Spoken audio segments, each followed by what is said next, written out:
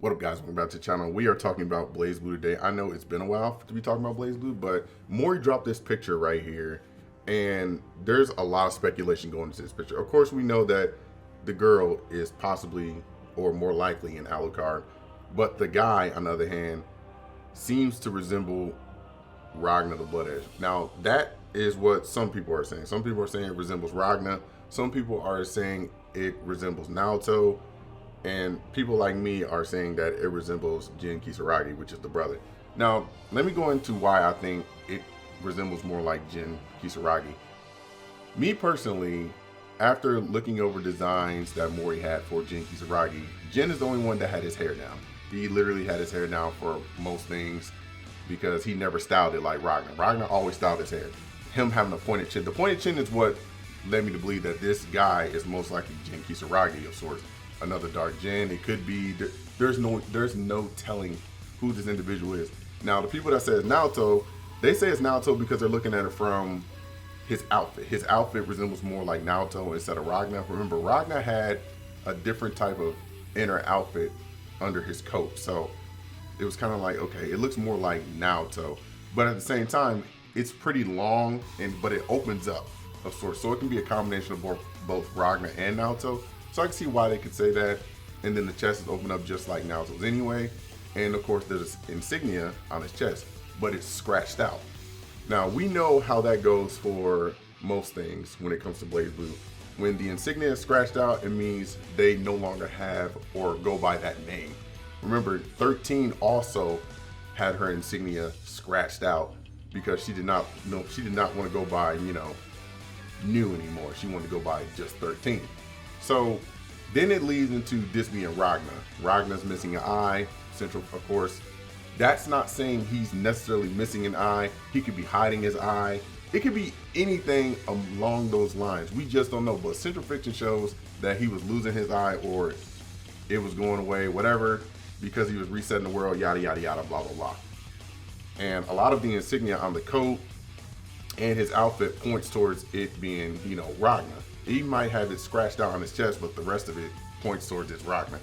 Now, going into the translation of this, and I'm not fluent in Japanese whatsoever, so there's bits and pieces that I'm not fully aware of. But what I gathered from this was that this Ragna character was in a battle, and he ended up shielding her from harm as those blades came towards him. So that's pretty much why he's impaled. He was shielding her, and for some strange reason, their powers were resonating with each other. Don't ask me what the hell that means because I do not know. It's just what I was gathering from some of this and what I know. Like, I'm not fluent, of course, but pretty much he helped her out.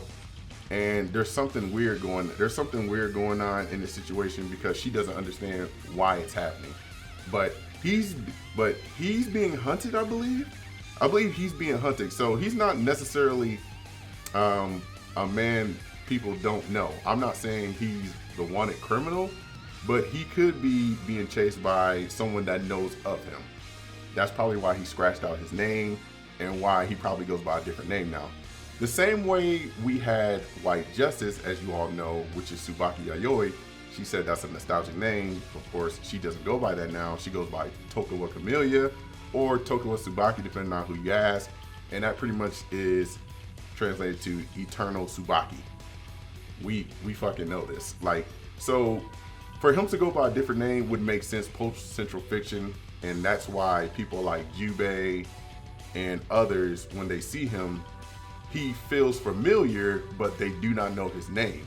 And that comes from the lines in Dark War, which if it continued, we would probably see some type of interaction between those two because no one spoke of Ragna the Blood Edge in Dark War.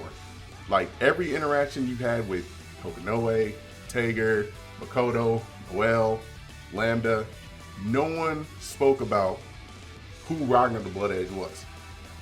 They gave hints, I should say, but they did not know who he was. The only thing that has a record, or the only one that has a record of Ragna is Lambda 11. And she probably doesn't even understand what that name means to her. So that's just it. But again, this character, this Blood Edge character, is wielding Aramasa with the ribbon that Rachel tied to it at the end of Central Fiction. So everything is pointing towards this being Ragna the Blood Edge, but I don't know. I don't know.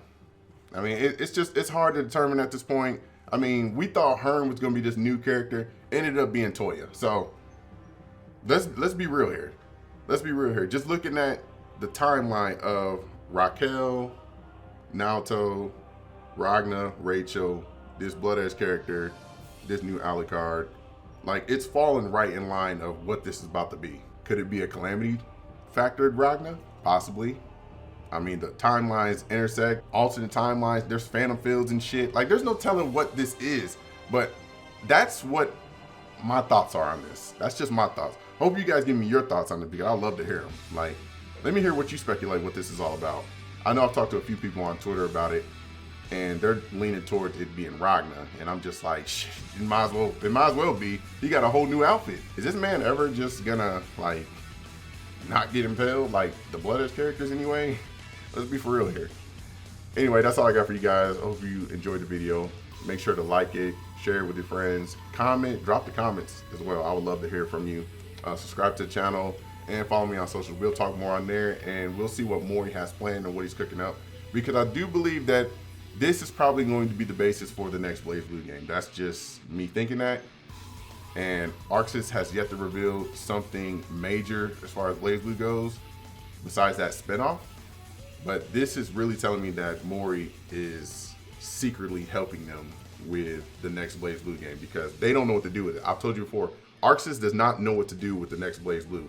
They don't know what to do with the story. So with him being on the side and assisting them tells me that this could be it. But we'll see. Only time will tell. But holla at your boy, I'm off here.